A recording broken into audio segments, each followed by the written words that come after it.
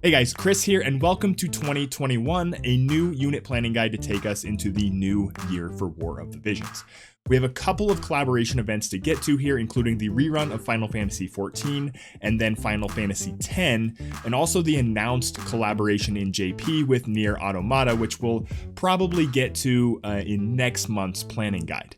A quick update on the last month in case you guys missed the last planning guide. I tore my Achilles tendon at the end of November, about the end of November. I spent the first half of December in a cast, but I did get the cast off and I'm now in a boot, which is great because I get to take the boot off a couple times a day just to do rehab exercises. So fingers crossed, by the time we do the next planning guide, I should be up on my feet and walking. Anyway, a lot to get to in this video, so if you guys like the video, like, subscribe, and let's get to planning. The first thing I want to mention is that I use WOTVcalc.com for all of these videos and to get a ton of information for War of the Visions. So shout out to the creator Bismarck for creating such an awesome database and resource for the game. If you guys have the chance, please click this little link right here and buy the man a coffee so they can keep this awesome work going for all of us. Okay, moving on to the updates in global in the next couple of months. First, we have EX jobs, which, unless you've been living under a pile of junk in the slums of Midgar, you probably already know about by now. Basically, they are increasing the level cap to 120 and adding a bunch of new abilities for every single unit.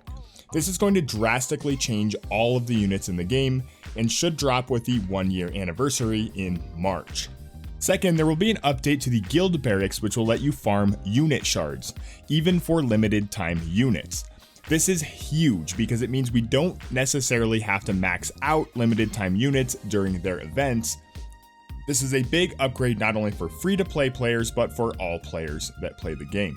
With the advent of EX jobs, they really needed a way to get shards more quickly, and this will be a great step in that direction.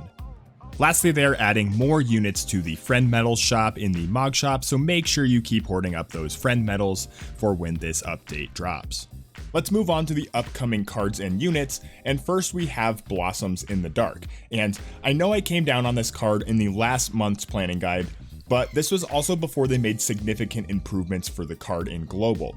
They added this plus 20% magic attack for Skahal and plus 30% attack for Lardeau, which is kind of a joke considering the card has 0 attack on it, and I don't think you would ever put this on Lardeau. They also added this Ruinja ability for mage units, which is basically similar to giving every magic unit a flare-like ability. If you want a great breakdown of this card, Mysidia Gaming did a fantastic Should You Pull video, which I'll link in the description below. But the basic rundown is, if Skahal is one of your main units, then you should strongly consider pulling this card. If your account is based around magic attackers like Kilfei or Medieina, then you'll also benefit from getting this card. Otherwise, you can probably pass. Moving on, we have Niv'Lu, which you may have seen is the login unit for January, so we'll be getting a few extra shards for her, which makes her even more enticing to build. She has this new snipered main job, which I said before, it makes bow users pretty scary with things like defense penetration, agility break, barrier break, but the more research I've done on upcoming units, the more I actually think that Niv'Lu is going to be a pass. And this really has less to do with Niv'Lu herself and more to do with the other units that we're going to talk about later. Niv'Lu will be much more useful if you have a maxed out Frederica's Dream Vision card or espers that can maximize missile attack. If you're a big live PvP player or class match player, Niv'Lu is actually really good because you can manipulate her status effects that are on her main job and then also her time mage abilities with haste and quicken to great benefit in live PvP. However, outside of these few things, I feel like there's much better and more versatile units coming out in the next couple of months for free-to-play players. Moving on, we have Thancred, and oh, Thancred. He should be launching in 2 weeks, maybe, if my information's correct. Either way, if he's available for event tokens like he was the first time around, I still think his shards are going to be double cost, and with all of the other good light slashers in the game, it's really hard to justify that cost for free-to-play or light spenders. So totally pick up the unit from the event shop if there's no Vizure cost, but personally I wouldn't suggest investing in shards unless we see a much more significant buff in global like we did with the Christmas units. Next is the Leviathan Vision card and Esper combo, and the Vision card in my mind isn't anything too special, even though this buff to area resistance for water units is great for accounts especially that have a water focus. So the Esper is really the enticing thing here. There's 25% buff to water attack, so this is going to be useful for Ildyra, Miranda, Glaciela, and Tidus, which we're going to talk about later. Not only that, but there's a lot of different paths to go here with water resistance, fire killer, and pierce resistance.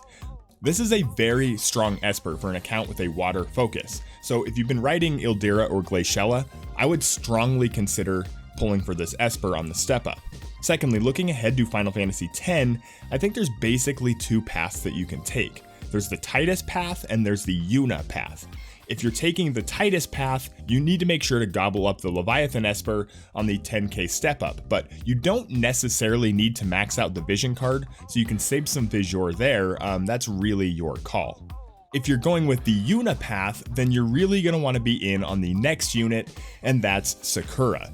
I mentioned this in the December guide, but Sakura is a very strong unit, and she's made even stronger when paired with Yuna and the Bahamut Vision card, which we're going to talk about later. You'll need quite a bit more Visual for the Sakura, Yuna, Bahamut path than you will for Leviathan and Tidus, but you're going to have an absurdly good team if you pull it off.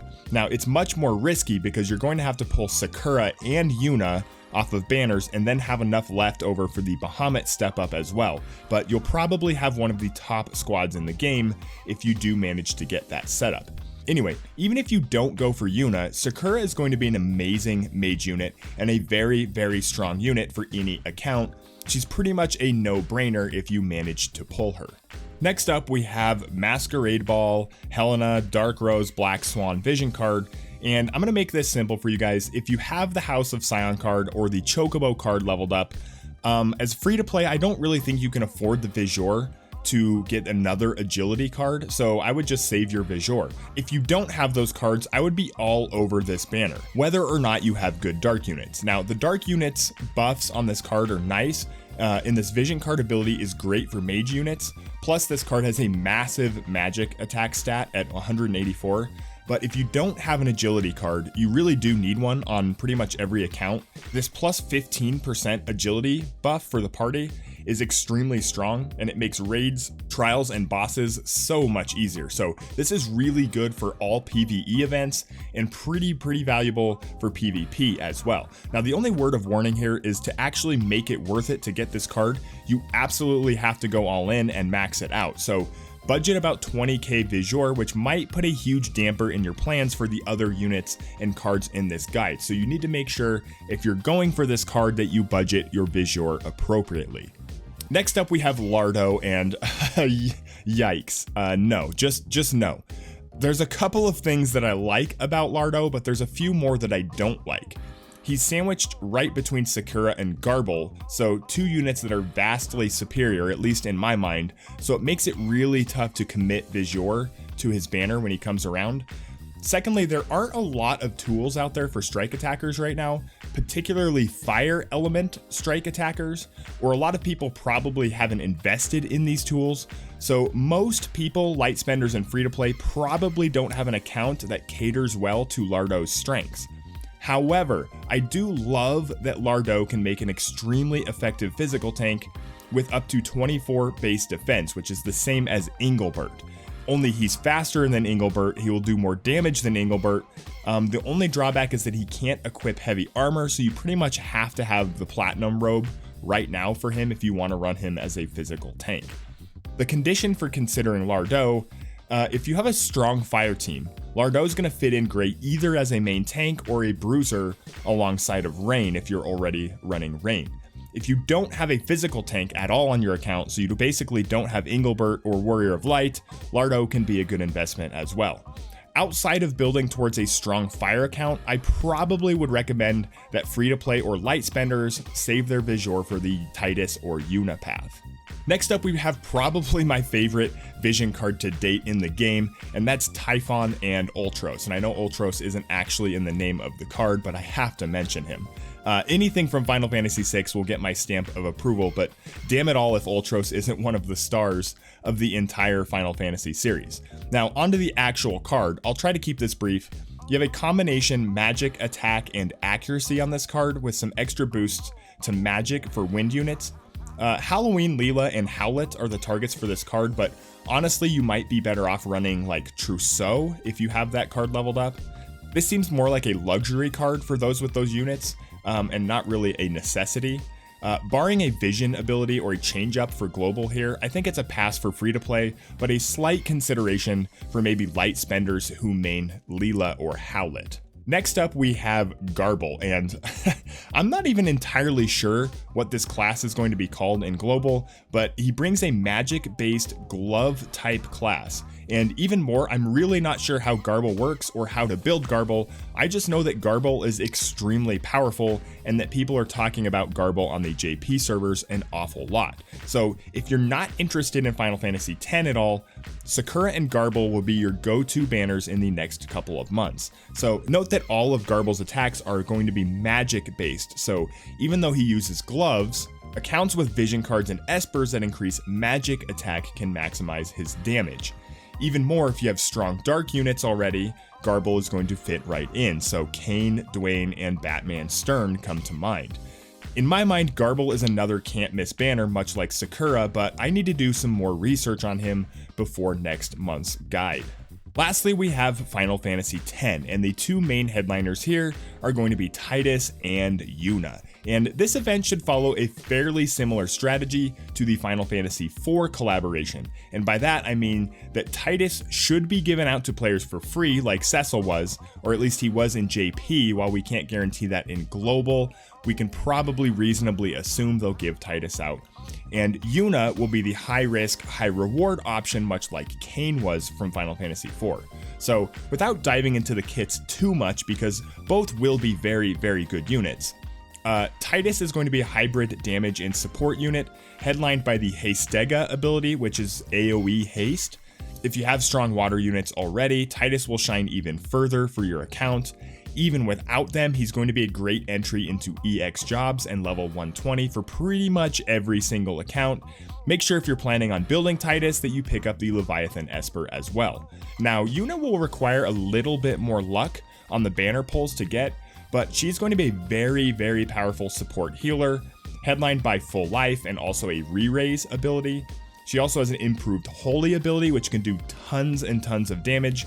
And much like Kane with Demon Wall, if you're going for Yuna, you'll need to budget out an extra 20k Vizor for the Bahamut Vision card and Esper. This increases magic attack for light units by a whopping 50%, as well as some single attack resistance by 20% and 15% magic attack. So Bahamut for either Sakura or Yuna is borderline broken, not to mention further increases to magic attack, magic, man-eater, and magic resistance on the Esper skill tree.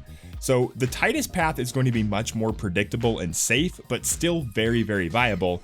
The Sakura Yuna Bahamut path will require some luck, spending, or serious hoarding, but it will be the strongest combination of units, vision cards, and espers, I think, even with Global's exclusive Dwayne thrown in the mix. Lastly, I want to talk a little bit about Auron, and honestly, I don't know a whole lot about Auron and his kit, so I'm not going to pretend that I can give good advice on whether or not he's a good investment. However, from what I can gather, he's a lot like Laswell, in that he's a high damage ice slasher who also has access to some status effects and break abilities. Given that he will be available to take to level 120 and EX jobs, if you're a fan of Auron and you have an account that can maximize slash attacks, especially ice slash attacks like Agrius, Laswell, or Gilgamesh, you'll certainly have a good unit if you decide to build Auron. That said, most of the focus on Final Fantasy X has been on Tidus and Yuna because of the supporting espers and vision cards that can make those two units better. Well, that's it, guys. This should take us right around the end of March, which will be the 1-year anniversary for War of the Visions. So that event should come with some great rewards for all players. All right, guys, let's kick off 2021 the right way, and thanks for stopping by.